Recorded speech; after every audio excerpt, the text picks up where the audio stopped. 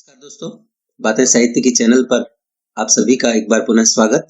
मित्रों, राष्ट्रीय पात्रता परीक्षा नेट के हिंदी साहित्य के पाठ्यक्रम की 5वीं इकाई हिंदी कविता से इन दिनों हम कुछ प्रमुख कविताओं का अध्ययन कर रहे हैं। लीजिए, आज प्रस्तुत है राष्ट्र कवि मैथिली शरण गुप्त जी के महाकाव्य साकेत के 9वें सर्ग की व्याख्या। मित्रों, व्याख्या खंड प्रारंभ करें इससे पूर्व आइए साकेत में स्थित कुछ महत्वपूर्ण बातों को जान लेते हैं। मित्रों, मैथिली शरण गुप्त के महाकाव्य साकेत की रचना हिंदी साहित्य के इतिहास में अनेक दृष्टियों से एक महत्वपूर्ण घटना थी। यह रामकथा अवश्य है, पर उसमें कवि की दृष्टि उर्मिला पर केंद्रित है, इसलिए उसे राम का चरण चिन्ह न मानकर उर्मिला का स्मारक कहा गया है। इस ग्रंथ का आरंभ सन 1916 में हुआ, पर वह पूरा हो पाया सन 1932 में। समय समय पर उसमें संशोधन परिवर्धन होते रहे। आरंभ में इसका नाम उर्मिला उत्ताप अर्थात उर्मिला काव्य रखा गया, क्योंकि महाकवि रविंद्रनाथ ने बांग्ला भाषा में लिखे गए अपने निबंध काव्येर उपेक्षिता में रामकथा के भीतर अव्यक्त वेदना देवी उर्मिला के प्रति भारतीय कवियों की उपेक्षा की ओर ध्यान आकृष्ट किया था। और आचार्य महावीर प्रसाद द्विवेदी ने कवियों की उर्मिला विषयक उदासीनता लेख द्वारा हिंदी कवियों से अनुरोध किया था कि वे इस उपेक्षा को दूर करें। अपने काव्य गुरु द्विवेदी जी से संकेत पा गुप्त जी ने साकेत लिखना शुरू कर दिया। ग्रंथ के निवेदन में इसका स्पष्ट संकेत देते हुए गुप्त जी लिखते हैं कि करते तुलसी भी कैसे मानस नाद, महावीर का यदि उन्हें मिलता नहीं प्रसाद। साकेत में आरंभ से अंत तक की कथा गुथी हुई है, अतः यह एक प्रबंध काव्य है। मित्रों, आचार्यों ने प्रबंध काव्य के 3 भेद किए हैं: खंड काव्य, एकार्थ काव्य और महाकाव्य। साकेत में मात्र किसी एक घटना अथवा जीवन के एक पक्ष का चित्रण नहीं है, अतः इसे खंड काव्य नहीं कहा जा सकता। साहित्य दर्पण आदि प्राचीन संस्कृत काव्य शास्त्र के ग्रंथों में महाकाव्य के जो लक्षण बताए गए हैं वे सभी साकेत में मिल जाएंगे। उसकी कथा लोक प्रख्यात है, आकार भी बृहद है, क्योंकि उसमें 12 सर्ग हैं। मंगलाचरण, सज्जन प्रशंसा, दुर्जन निंदा, धीरोदात्त नायक, रस, नाट्य संध्या, छंद योजना आदि की शास्त्रीय कसौटी पर भी साकेत महाकाव्य कहा जा सकता है। साकेत घटना प्रधान काव्य न होकर चरित्र प्रधान और काव्य प्रधान है। उसका केंद्र राम न होकर उर्मिला है और उसी का मानसिक विकास दिखाने तथा मनोभावों का विश्लेषण करने के लिए घटनाओं को आनुवांशिक महत्व दिया गया है। अतः उसमें प्राचीन महाकाव्यों के सदृश क्रमबद्धता नहीं है। अवान्तर कथाएं मुख्य कथा से पूर्णतः संबद्ध नहीं हो पाई हैं। उन्हें उर्मिला से जोड़ने के पीछे कवि का आयास स्पष्ट झलकता है। धारा प्रवाह बीच बीच में टूट गया है। इसका कारण गुप्त जी की विभक्त आस्था और मानसिक द्विविधा भी है। कभी वह अपने आराध्य राम की गौरव गाथा गाना चाहता है और कभी उपेक्षिता उर्मिला को काव्य केंद्र बनाना चाहता है। 8वें सर्ग तक लगता है कि कवि राम कथा कह रहा है, किंतु 9वां और 10वां सर्ग उर्मिला से संबद्ध है। 11वें सर्ग में वह राम कथा की ओर पुनः मुड़ता है और फिर अंत में उसे उर्मिला का ध्यान आता है। जिस कार्य को ध्यान में रखकर कथा की योजना की गई थी उसमें व्याघात उत्पन्न होता है। मुख्य कथा गौण और गौण कथा मुख्य प्रतीत होने लगती है। उर्मिला काव्य की नायिका भले ही हो, पर घटनाओं के संचालक राम ही रहते हैं। उसमें अनुपात दोष भी है।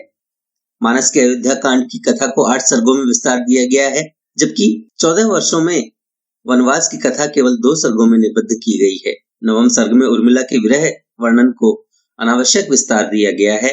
उसमें प्रयत्न की सजीवता नहीं, वह गतिशील न होकर स्थिर है। प्रबंध काव्य की अपेक्षा वह गीत काव्य के लिए अधिक उपयुक्त है, क्योंकि विरह की जिन परिस्थितियों, प्रसंगों और मनस्थितियों को चुना गया है वे मुक्तक काव्य किसी स्वच्छंदता के साथ छांटे गए हैं। मित्रों, साकेत पढ़ने के उपरांत पाठक के हृदय पर जो स्थायी प्रभाव पड़ता है उसका संबंध विरहिणी उर्मिला की दयनीय करुण स्थिति से है। असुरों का दलन करने वाले राम के शौर्य पराक्रम से नहीं। पुस्तक की समाप्ति पर हमारा हृदय उत्साह से नहीं भरता, राम के प्रति उतना श्रद्धानत नहीं होता जितना उर्मिला के प्रति करुण भावना से आर्द्र हो उठता है। वेदना की अग्नि में तपकर प्रेम की मलिनता गल जाती है। Love is the loveliest when embalmed in tears. कवियों ने मानव हृदय की सामान्य भावभूमि पर विरह की ऐसी गंगा प्रवाहित की है जिसकी धारा में हृदय का सारा कलुष बह जाता है। विरह की प्रतिमा गुप्त जी के हृदय में उर्मिला का रूप धारण कर अवतीर्ण हुई है। साकेत का पृष्ठ पृष्ठ उसके संतप्त आंसुओं से गीला हो उठा है। वियोग का समय वियोग से अधिक दारुण होता है। प्रिय के प्रवास के समय न जाने कितने भाव विरहिणी के हृदय में उद्दीप्त हो उठते हैं। उर्मिला के हृदय में भी वे उद्दीप्त हुए होंगे, पर वह पति के मार्ग में न आकर सब कुछ सहने के लिए तैयार है। विरहिणी उर्मिला को लेकर हिंदी के समीक्षकों में उसके चारित्रिक औदात्य के संबंध में पर्याप्त मतभेद भी हैं। उनका मत है कि उर्मिला की विरह वेदना आत्म केंद्रित है, उसमें व्यापकता का अभाव है, उसमें वह उदात्तता नहीं है जिसकी अपेक्षा उस जैसी नारी से की जा सकती है। उसका दैन्य व्यक्तिगत स्वार्थ की हानि से संबंधित है। फिर भी उर्मिला का व्यक्तित्व समादरणीय है, उसकी एकदम उपेक्षा नहीं की जा सकती। उर्मिला के चरित्र अंकन में कवि ने अपना एक निजी दृष्टिकोण रखा है और उसमें वे सफल हुए हैं। यदि गुप्त जी उर्मिला जैसे पात्रों की सृष्टि न करते तो उनका कवि अभिव्यक्ति पाने के लिए छटपटाता रह जाता। उर्मिला के समस्त चरित्र का अनुशीलन यह स्वीकार करने को बाध्य करता है कि हिंदी काव्य जगत की वह अद्भुत चरित्र सृष्टि है। तो मित्रों, आइए चलते हैं गुप्त जी के महाकाव्य साकेत के 9वें सर्ग की ओर और उसकी व्याख्या करते हैं। 2 वंशों में प्रकट करने पावनी लोक लीला, 100 पुत्रों से अधिक जिनकी पुत्रियां पूतशीला। त्यागी भी हैं शरण जिनके जो अनासक्त गेही, राजा योगी जय जनक वे पुण्य देही विदेही। मित्रों, पूतशीला अर्थात पवित्र। मित्रों, 9वें सर्ग की सभी कथा उर्मिला के अश्रुओं से गीली है। सीता और उर्मिला के कारण ही जनक धन्य समझे गए हैं। सीता एवं उर्मिला ने निमि एवं रघु 2 वंशों में अपनी पावनी लोक लीला प्रकट की। अतएव जनक के लिए वे पुत्रों से भी अधिक पुण्यशीला हैं, अर्थात जिन राजा की पुत्रियां पुत्रों से अधिक पुण्यशील हैं, जिनकी शरण में बड़े बड़े त्यागी पुरुष भी आते हैं, जो गृहस्थ होते हुए भी अनासक्त हैं, जो राजा होते हुए भी योगी स्वरूप में रहते हैं, उन पुण्य देही वैदेही राज जनक की जय हो। मित्रों, गीति का छंद है, विरोधाभास अलंकार की व्यंजना की गई है। इस छंद में मंगलाचरण के रूप में राजा जनक की जय ध्वनि की गई है। साथ ही साथ उर्मिला एवं सीता का महत्व भी प्रतिपादित किया गया है। विफल जीवन व्यर्थ बहा बहा, सरस 2 पद भी न हुए हहा, कठिन है कविते तव भूमि ही, पर यहाँ श्रम भी सुख सा रहा। जीवन अर्थात जीवन प्रवाह, सरस अर्थात रसयुक्त। मित्रों, उर्मिला का समस्त जीवन प्रिय वियोग के कारण व्यर्थ ही रहा, किंतु उसको ही वह सुखमय जानकर व्यतीत करती है। इन पंक्तियों के 2 अर्थ लिए जा सकते हैं। प्रथम अर्थ के अनुसार, हे कविते, इस साकेत में तेरा समस्त जीवन व्यर्थ एवं विफल ही रहा, उसमें 2 पद भी सरस न हो सके। अतः यह सिद्ध है कि तेरी भूमि कठिन है, किंतु संतोष इसी में है कि इस श्रम में भी मुझे सुख है। और दूसरे अर्थ में उर्मिला को संबोधित करते हुए गुप्त जी कहते हैं कि हे उर्मिले, तेरा समस्त जीवन प्रिय वियोग के कारण व्यर्थ एवं विफल रहा, उसमें सरस अंश दृष्टिगत न हुआ, अर्थात मधुर मिलन न हो सका। अतः तेरा जीवन मात्र ही कष्ट है, किंतु तू इस विलापमय जीवन में भी सुख का अनुभव करती है। मित्रों, प्रस्तुत पंक्तियों में कविता एवं उर्मिला दोनों के संबंध में एक ही बात कही गई है। मित्रों, जीवन और सरस में श्लेष का प्रयोग किया गया है। करुणे क्यों रोती है, उत्तर में और अधिक तू रोई, मेरी विभूति है जो उसको भवभूति क्यों कहे कोई। उत्तर अर्थात भवभूतिकृत उत्तर रामचरित नाटक, जो कि सीता के निर्वासन की कथा है। भवभूति एक नाटककार हैं। भवभूति संसार की विभूति, भवभूति शिव जी के शरीर की भस्म। मित्रों, 9वें सर्ग में विरहिणी उर्मिला के जीवन को कारुणिक बतलाते हुए प्रस्तुत पंक्तियों में गुप्त जी कहते हैं, हरि करुणे, तू इस उर्मिला चरित्र पर क्यों रोती है। इसके उत्तर में तू भी कुछ न कहकर अधिक रोने लगी, अर्थात उत्तर रामचरित नाटक में करुणा अधिक रोई है। इस रोने का कारण जब पूछा गया तो करुणा कहती है कि उस नाटक की महत्ता मेरी विभूति के कारण ही संसार में हुई, किंतु उसे कवि भवभूति की विभूति कहते हैं। भवभूति संसार की विभूति नहीं, न शिव की विभूति है, वह तो मेरी विभूति है, अर्थात मेरा ही अभिन्न अंग है। अर्थात काव्य में सरसता जो मेरे कारण उत्पन्न होती है, करुण रस के कारण उत्पन्न होती है, उसे सभी लोग संसार की विभूति कहते हैं। मित्रों, प्रस्तुत पंक्तियों में करुणा का मानवीकरण किया गया है, श्लेष और वक्रोक्ति अलंकार का प्रयोग किया गया है, आर्या छंद है। करुणा के प्रस्तुत प्रसंग के साथ साथ कवि उत्तर तथा भवभूति दो पदों के द्वारा यह भी बताते हैं कि उत्तर रामचरित नाटक में भवभूति कवि द्वारा वर्णित करुण रस इस सर्ग से अधिक है। अवध को अपना कर त्याग से वन तपोवन सा प्रभु ने किया, भरत ने उनके अनुराग से भवन में वन का व्रत लिया। श्री रामचंद्र जी ने त्याग के कारण अयोध्या के प्रजावर्ग को अपना लिया और चित्रकूट में निवास करके उसे तपोवन सा पवित्र कर लिया। इसी के साथ उन्हीं के पुनीत प्रेम में निमग्न होकर भरत ने राजभवन में वन व्रत को धारण कर लिया। प्रस्तुत पंक्तियों में राम से भी अधिक भरत के चरित्र को उच्च बतलाया गया है। माधुर्य और प्रसाद गुण से युक्त शैली का प्रयोग किया गया है। स्वामी सहित सीता ने नंदन माना, सघन गहन कानन भी, वन उर्मिला वधू ने किया उन्हीं के हितार्थ निज उपवन भी। अपने अतुलित कुल में प्रकट हुआ था कलंक जो काला, वह उस कुल बाला ने अश्रु सलील से समस्त धो डाला। आर्या छंद में प्रस्तुत पंक्तियों में गुप्त जी कहते हैं कि सीता ने अपने स्वामी श्री राम के साथ सघन और गहन वन भी नंदन वन सा सुखमय माना, किंतु इसके विपरीत अपने प्रियतम के कारण अपने राजोद्यान को वन के समान क्लेशकारी उर्मिला ने समझ लिया। अर्थात प्रियतम के कर्म में विघ्न न हो, इसी कारण उन्हें राम के साथ भेजकर अपना सुखमय जीवन दुखी बना लिया। रघुवंश में राम वन गमन के कारण जो काला कलंक का धब्बा पड़ गया था, उसी कालिमा को उस कुलबाला उर्मिला ने मानो अपने अश्रु जल से प्रक्षालित कर दिया। प्रस्तुत छंद में उर्मिला के चरित्र को सीता की अपेक्षा अधिक उज्जवल बताया गया है। कुल कालिमा को हटाने के कारण उर्मिला का चरित्र और भी उज्जवल दिखने लगा है। स्वामी सहित सीता और सलिल से समस्त में अनुप्रास अलंकार का प्रयोग कवि के द्वारा किया गया है। भूल अविद सुध प्रिय से कहती, जगती हुई कभी आओ, किंतु कभी सोती तो उठती, वह चौक बोल कर जाओ। अवधि अर्थात नियत समय, सुध याद। मित्रों, प्रियतम के वियोग से व्यथित उर्मिला उन्मादिनी सी होकर विलाप करने लगी। वियोगिनी उर्मिला 14 वर्ष की अवधि को भूलकर कभी कहती, ये प्रियतम तुम आओ, मैं तुमको बुलाती हूँ, किंतु कभी कभी जब वह सो जाया करती थी तो चौंक कर उठ जाती थी और यकायक कह उठती, जाओ।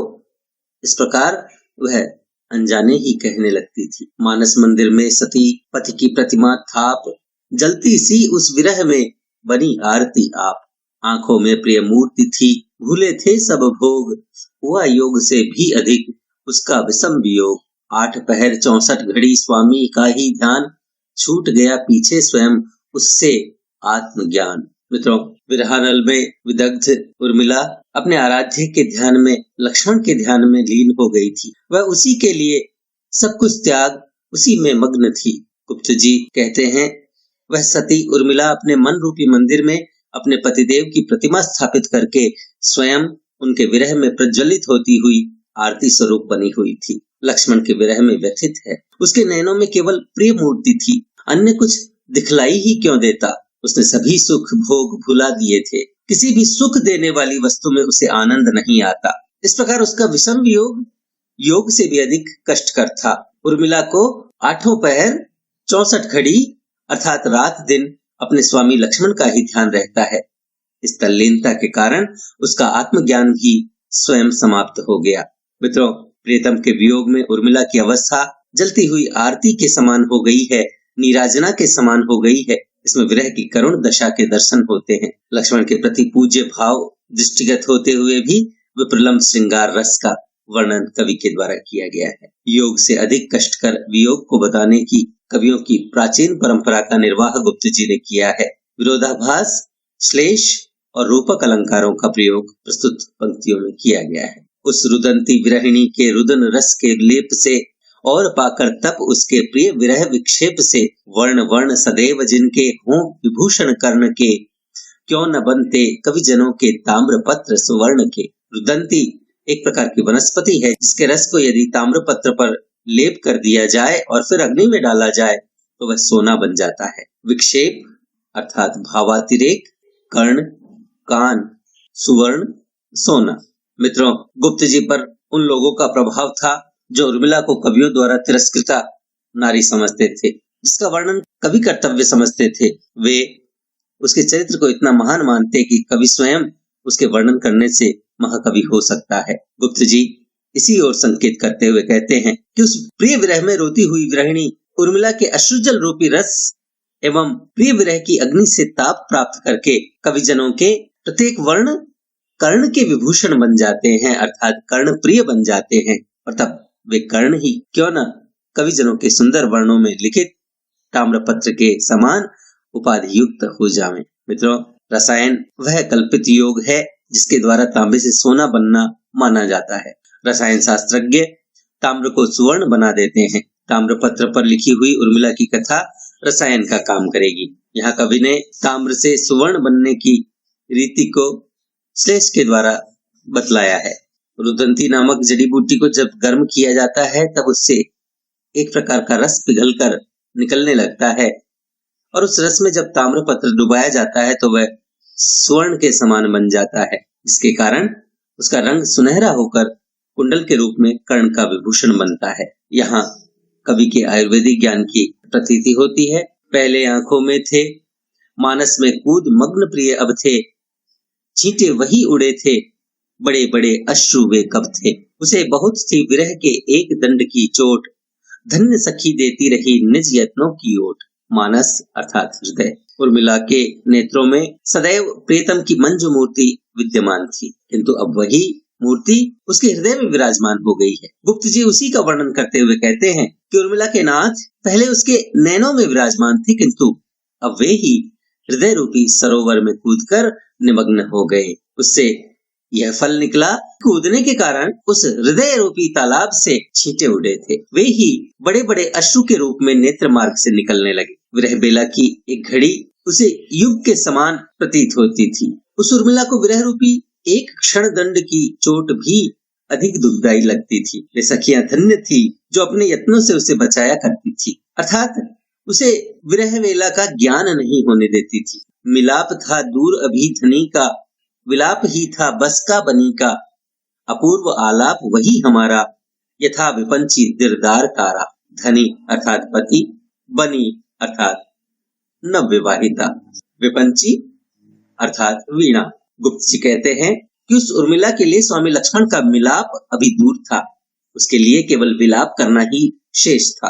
अतः सखियां कहती हैं कि जिस प्रकार एक सितार पर दिरदार दारा की ध्वनि समय व्यतीत करने में हो सकती है, उसी प्रकार हम भी अपने अपूर्व आलाप में समय व्यतीत करती रहेंगी। मित्रों, नायक की अंगुलियों द्वारा वीणा के तार स्पर्श किए जाने पर जिस प्रकार दिरदार दारा की ध्वनि मिलती है, वैसे ही शरीर के स्पर्श मात्र से उर्मिला की विलाप ध्वनि निकलती है। धनी शब्द पति के अर्थ में और बनी शब्द नवविवाहिता नववधू के अर्थ में आया है। मिलाप, विलाप और आलाप के आंतरिक तर्क के कारण नाद सौंदर्य प्रकट हुआ है। विलाप भी अपूर्व आलाप बन गया। इस विरोधात्मक प्रयोग से काव्य सौंदर्य में वृद्धि हुई है। दृष्टांत अलंकार का प्रयोग कवि के द्वारा यहाँ पर किया गया है। सींचे ही बस मालिने कलश लें, कोई न ले करतरी, शाखी फूले फले यथेच्छ बढ़ के, फैले लताएं हरी, क्रीड़ा कानन शैल यंत्र जल से संसिक्त होता रहे, मेरे जीवन का चलो सखी वही सोता भिगोता रहे। करतरी अर्थात कैंची, शाखी अर्थात वृक्ष, यथेच्छ इच्छा से और संसिक्त भीगा हुआ। अपने प्रियतम के विरह से व्यथित उर्मिला अपने उद्यान में बैठकर मालिनों को आदेश देते हुए अपनी सखियों से कहती है, अरे सखियों, आज उपवन की मालिनों को आदेश दे दीजिए कि वे वृक्ष एवं पादपों को केवल कलश से सींचती रहें, कोई भी हाथ में करतरी न ले, कैंची न ले।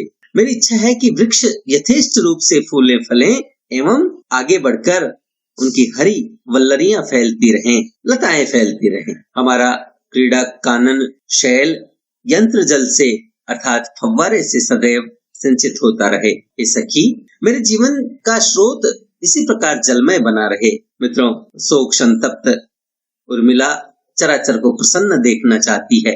विरह वेदना के कारण उर्मिला की हृदय वृत्ति बहुत कोमल हो गई है। वह वृक्षों लताओं के फूलने फलने वह अपने जीवन के झरने से इसे भिगोना चाहती है। जीवन का सोता में रूपक अलंकार का प्रयोग किया गया है और शार्दूल विक्रीडित छंद का प्रयोग कवि के द्वारा प्रस्तुत पंक्तियों में किया गया है। क्या क्या होगा साथ मैं क्या बताऊं, है ही क्या हा आज जो मैं जताऊं, तो भी तू ली पुस्तिका और वीणा, चौथी मैं हूँ पांचवी तू प्रवीणा। तूली अर्थात तुलिका अथवा कूंची, प्रवीण अर्थात चतुर।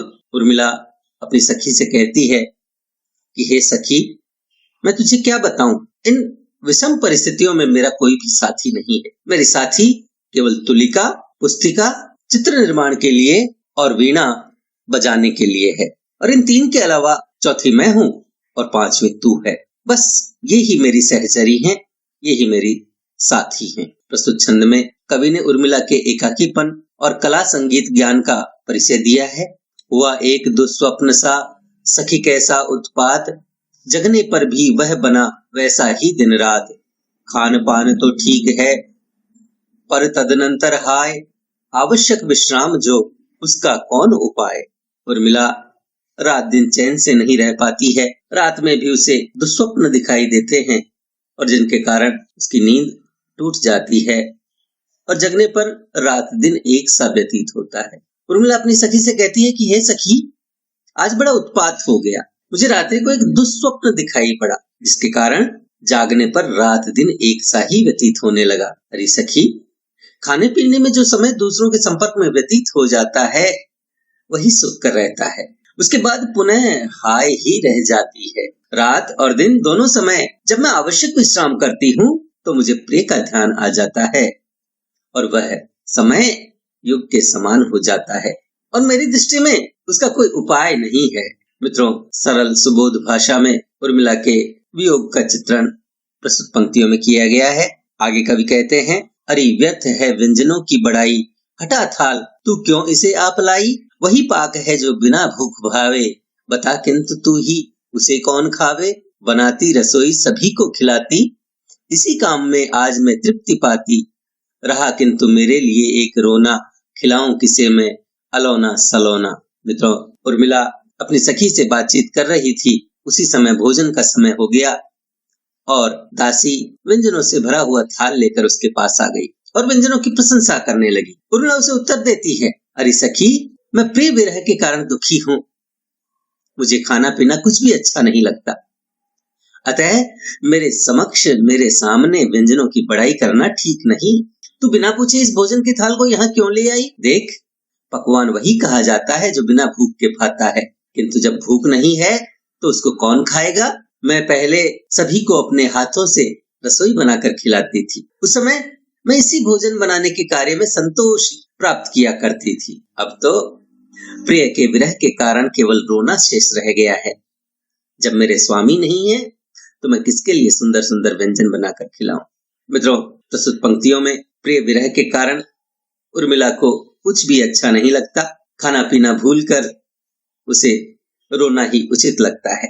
स्मरण अलंकार का प्रयोग यहाँ पर किया गया है क्योंकि उर्मिला पूर्व स्मृति के आधार पर अपने भोजन पकाने की क्रिया का उल्लेख करती है। वन की भेंट मिली है एक नई, वह जड़ी मुझे जीजी से, खाने पर सखी जिसके गुड़ गोबर सा लगे स्वयं ही जी से। रस है बहुत परंतु सखी विष है विषम प्रयोग, बिना प्रयोगता के हुए यहाँ भोग भी रोग। मित्रों, चित्रकूट से वापस लौटने पर सीता ने एक जड़ी बूटी उर्मिला को दी थी जिसके खाने से भूख प्यास सभी शांत हो जाती थी। उसी का उल्लेख करती हुई उर्मिला कहती है कि वन से उपहार के रूप में जीजी से एक नवीन जड़ी बूटी मैं लेकर के आई थी, जिसके कारण मुझे भूख प्यास भी नहीं लगती। इसलिए हे सखी, इसके कारण भोजन गुड़ गोबर प्रतीत होता है, स्वादहीन प्रतीत होता है। अरे सखी, इस भोजन में बहुत रस है, किंतु मुझे प्रिय वियोग में यह विष के समान दुखकर प्रतीत होता है, क्योंकि बिना प्रयोगता के भोग भी रोग जैसा होता है। मित्रों, सहज स्वाभाविक भाषा में लोकोक्ति का सुंदर प्रयोग किया गया है। उर्मिला को वियोग में सभी वस्तुएं नीरस लग रही हैं। लाई है क्षीर क्यों तू हट मत कर यूं, मैं पीऊंगी न आली, मैं हूँ क्या हाय कोई शिशु सफल हटी, रंक भी राज्यशाली। माना तूने मुझे है तरुण विरहिणी वीर के साथ ब्याहा, आंखों का तीर ही क्या कम, फिर मुझको चाहिए और क्या हा। क्षीर अर्थात दूध, आली अर्थात सखी, रंक निर्धन, नीर पानी। मित्रों, भोजन लेकर आई हुई दासी को वापस कर देने पर वह दासी दूध लेकर आती है और दूध पीने का आग्रह करती है। उर्मिला उसे भी मना कर देती है और कहती है, अरे सखी, अरे आली, तू मेरे लिए दूध क्यों लाई है? मुझसे इसके लिए हठ मत कर। मैं पेयपान नहीं करूंगी, मैं दूध नहीं पीऊंगी। तू क्यों हठ करती है? तू सोचती होगी मैं कोई हठी शिशु हूँ? नहीं, मैं स्त्री, राज्यशाली रंक भी हूँ, अतः हठ उचित है। तूने मुझे तरुण विरहिणी मान लिया है और एक वीर वधू समझ लिया है, तो दोनों ही प्रकार से मुझे अब क्या चाहिए? केवल नैन नीर ही क्या मुझे कम है? अर्थात मेरे लिए केवल रुदन ही पर्याप्त है।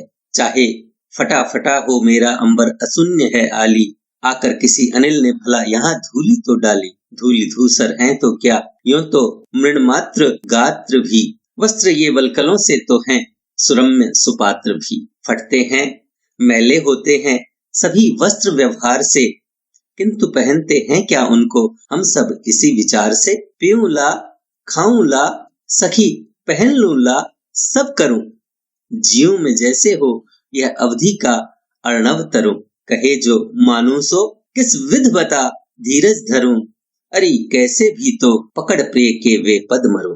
मित्रों, अंबर अर्थात वस्त्र, ऐशून्य अर्थात भरा हुआ, अनिल वायु, मृणमात्र अर्थात मिट्टी का, सुरम्य सुंदर, अर्णव सागर, पद चरण। उर्मिला कहती है, अरे आली, अरे सखी, चाहे मेरा हृदय रूपी आकाश विरह के कारण फटा फटा सा प्रतीत हो रहा है, किंतु वह शून्य नहीं है, अर्थात उसमें प्रिय की मूर्ति विराजमान है। वह प्रिय मूर्ति धूमिल हो गई क्योंकि किसी विरह व्यथा रूपी अनिल ने उसको व्यथित करके धूमिल कर दिया है, व्यर्थ कर दिया है। चाहे मेरा हृदय धूल दूसरित ही सही, इसमें चिंता की कोई बात नहीं। देखा जाए तो यह शरीर मृण मात्र है, मिट्टी के समान है।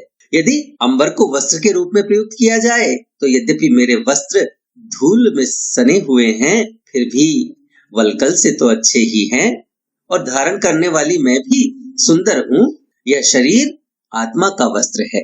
मृत हो जाने पर अर्थात मर जाने पर यह बदलकर आत्मा दूसरे वस्त्र रूपी शरीर को धारण करती है। इसलिए संसार में वस्त्र के बदलने से कोई मोह नहीं होता, उसी प्रकार शरीर के बदलने में भी मोह नहीं करना चाहिए। और व्यवहार से सभी वस्त्र मैले होते हैं, फटते हैं, किंतु इस प्रकार से निर्मोह होकर यह फटेंगे, इस भावना से कोई भी इनको नहीं पहनता। इसी प्रकार शरीर समाप्त हो जाएगा, इस भावना से कोई भी मनुष्य जीवन व्यतीत नहीं करता। अरे सखी, ला, मैं पीऊं, खाऊं, पहनूं और सभी कर्म करूं, मुझे तो जीवित रहकर इस विरह की अवधि रूपी सागर को तैरना ही पड़ेगा। अरे तू जो कहे उसे ही मानूंगी। अब तू ही बता किस प्रकार से मैं धीरज धरूं। मुझे तो अपने प्रियतम के पद पकड़ना है, मैं उनके चरणों में ही मरूं, यही मेरी कामना है। मित्रों, प्रस्तुत पंक्तियों में विरह के हृदय स्पर्शी स्वरूप का चित्रण किया गया है। अनुप्रास अलंकार का बहुत ही सुंदर प्रयोग कवि के द्वारा किया गया है। रोती हैं और दूनी निरख कर मुझे दीन सी तीन सांसें, होते हैं देवर्षि नत, हथ बहने छोड़ती हैं उसासें। आली तू ही बता दे, इस विजन बिना मैं कहाँ आज जाऊं, दीना हीना अधीना ठहर कर जहां शांति दूं और पाऊं। मित्रों, निरख अर्थात देखना, देवर यहाँ शत्रुघ्न के लिए आया है, विजन अर्थात निर्जन, बहने मांडवी और श्रुति कीर्ति के लिए आया है। मित्रों, उर्मिला खींचकर खाना पीना आदि सभी कर्म करने को तैयार हो जाती हैं। वह अपने प्रियतम के चरण कमलों को पकड़ना चाहती है और उसके लिए जीवित रहना आवश्यक है और इसी के लिए भोजन अनिवार्य है, किंतु वह अपनी व्यथित दशा पर अन्य दुखी व्यक्तियों की ओर संकेत करती हुई कहती है कि हे सखी, मुझे इस प्रकार दुखी देखकर, मुझे व्यथित देखकर तीन तीन दीन सी सांसें रो रही हैं। मेरे देवर शत्रुघ्न रो रहे हैं, बहनें मांडवी और श्रुति कीर्ति रो रही हैं। शत्रुघ्न मुझे देखकर नत हो जाते हैं और मांडवी और श्रुति कीर्ति भी वो सांसें छोड़ने लगती हैं। हे सखी, मैं तुमसे पूछती हूँ कि इस विजन बिना मैं आज कहाँ चली जाऊं, जिससे मैं दीना, हीना और अधीना सी होकर दूसरों को शांति प्रदान करूं और खुद भी शांति प्राप्त करूं। मित्रों, तत्संप्रदान सरल भाषा का प्रयोग है। दीन सी तीन सांसें में उपमा अलंकार का प्रयोग किया गया है। तो मित्रों, ये था राष्ट्र कवि मैथिली शरण गुप्त के महाकाव्य साकेत के 9वें सर्ग का पहला भाग। आशा है आपको यह वीडियो व्याख्यान पसंद आया होगा। इसे लाइक करें, अपने मित्रों के साथ साझा करें। इसी प्रकार के अन्य वीडियोस देखने के लिए कृपया हमें सब्सक्राइब करें और लगातार अपडेट्स के लिए बेल आइकन पर क्लिक करें। आपकी मंजिल तक पहुंचाने वाले पथ को सुगम बनाने में जुटा यह चैनल इसी प्रकार आपका हमराह बनकर चलता रहेगा और आपके पथ के कंटकों को दूर करता रहेगा। इसलिए देखते रहें बातें साहित्य की। धन्यवाद। Tell me pretty lies, look me in the face. Tell me that you love me.